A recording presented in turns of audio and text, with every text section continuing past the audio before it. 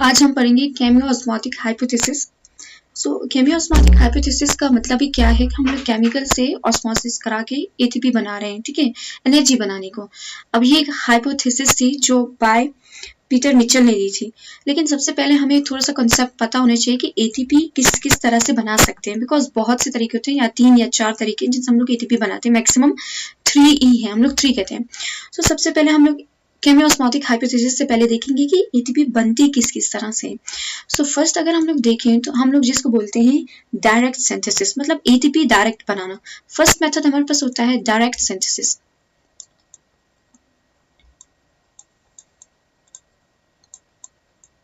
Direct synthesis को हम लोग सबस्ट्रेट लेवल फॉस्फोराइलेशन भी बोलते हैं। Substrate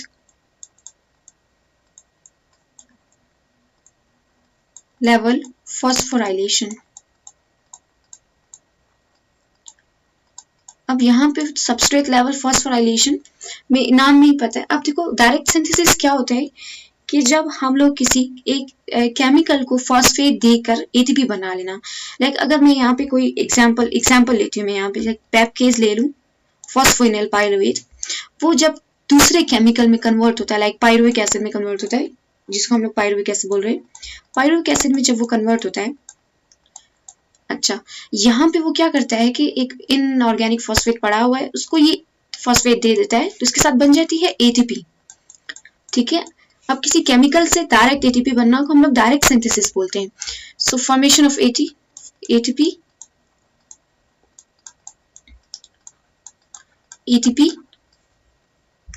directly from chemical,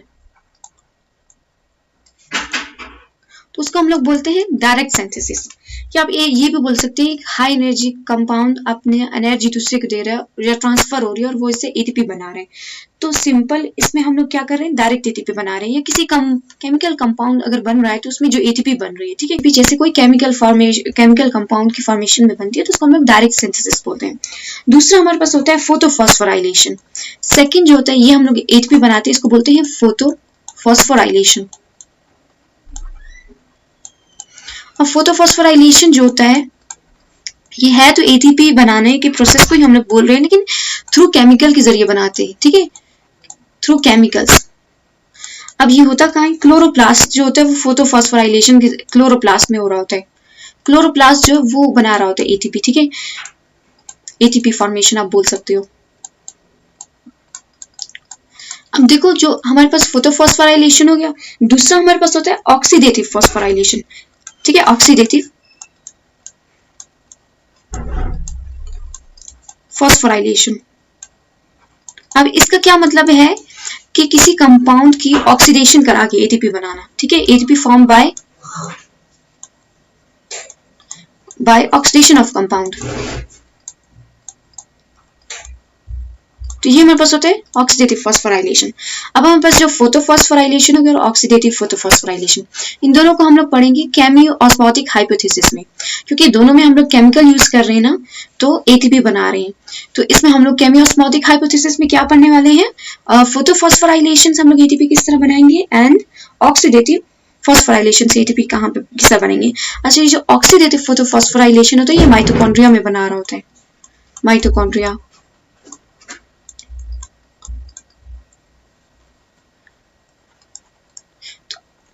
chemiosmosis hypothesis.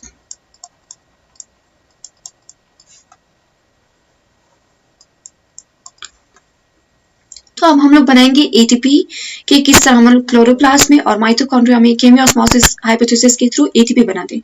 सबसे पहले ये दिया किसने दिया, बाय पीटर मिचेल। सबसे पहले मैं एक स्ट्रक्चर ड्रॉ कर लेती हूँ,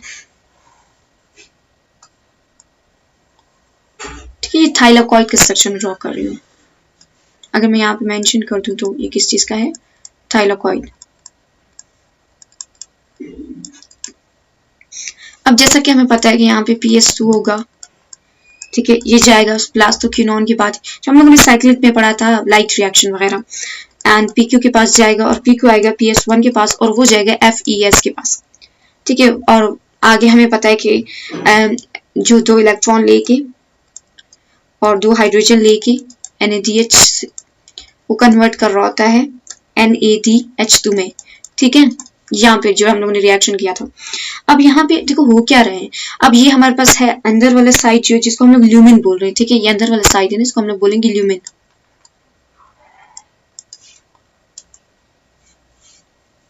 ल्यूमिन अब यहाँ पे क्या है, H+ का ग्रेडियंट ज्यादा हो रहा है। देखो क्या हो रहा है, H+ का ग्रेडियंट ज्यादा हो रहा है। किस तरह हो रहा है, हम लोगों ने पढ़ा था कि प्लास्टोक्विनोन क्या है, एक पंप है, पंप की तरह एक्ट कर रहा है ना, तो जाहिर सी बात है वो तो हाइड्रोजन हमारे पास यहाँ पे भेज ही रहा है। दूसरा यहाँ पे हमारे पास होता है वाटर स्प्लिटिंग कॉम्प्लेक्स, ठीक है, वाटर स्प्लिटिंग जो होता है H2O स्प्लिटिंग, वो हमारे पास क्या कर रहा है, हाइड्रोजन को ज्यादा कर रहा है।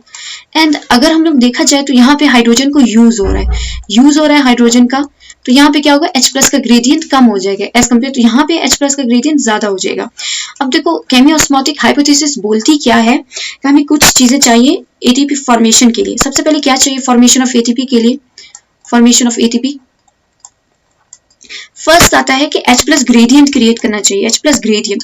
अब H+ ग्रेडियंट का मतलब यही है कि हम लोगों ने ल्यूमिन में H+ को ज्यादा करना है, और जो हमारे पास स्ट्रोमा है, आप इसको स्ट्रोमा बोल सकते हो, ठीक है, ये मैंने स्ट्रक्चर बनाया क्लोरोप्लास्ट का, थाइलाकॉइड लिया उसका स्ट्रक्चर बनाया, तो स्ट्रोमा में हम लोग को H+ को कम करना है, तो ये ग्रेडियंट कन्वर्ट हो जाएगा।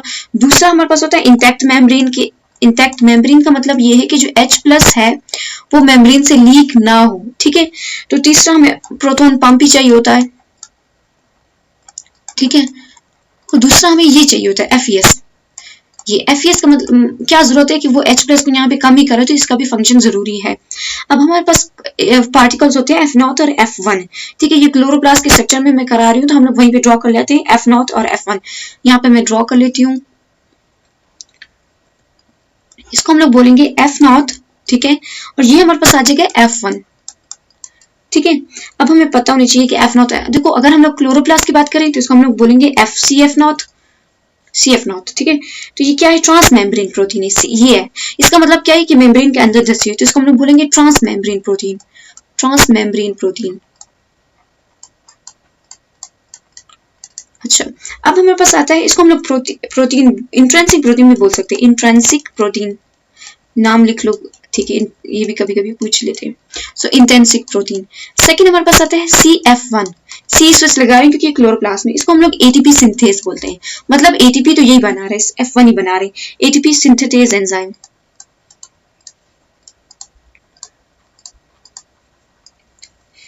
अच्छा, अब हमारे पास ATP बनेगी कैसे, जैसे हम लोगों ने यहाँ H+ का कंसंट्रेशन ज्यादा कर लिया है, तो जाहिर सी बात है जब कंसंट्रेशन ज्यादा होते हैं वो हाई से लो की तरफ आती है, तो यहीं पे हम लोगों ने सिंपल यही कॉन्सेप्ट लगा रहा है कि अगर यहाँ पे कंसंट्रेशन H+ की ज्यादा है और अगर हमारे पास मेम्ब्रेन भी इंटैक्ट मेम्ब्रेन है, तो जो H+ है वो इसके जरिए बाहर आएंगे, और जब अगर हमारे पास H+ इसके जरिए बाहर आ रहे हैं तो ये क्या करेगा, ये लेगा स्ट्रोमा से ऑर्गेनिक फॉस्फेट, इसको जोड़ेगा in the presence of H+ और ATP बन जाएगी, ठीक है। ये सिंपल सा प्रोसेस है कि ATP और ऑर्गेनिक फॉस्फेट को कौन in the presence of H+ हम लोग जोड़े तो हमारे पास क्या बन रही है, ATP बन रही है।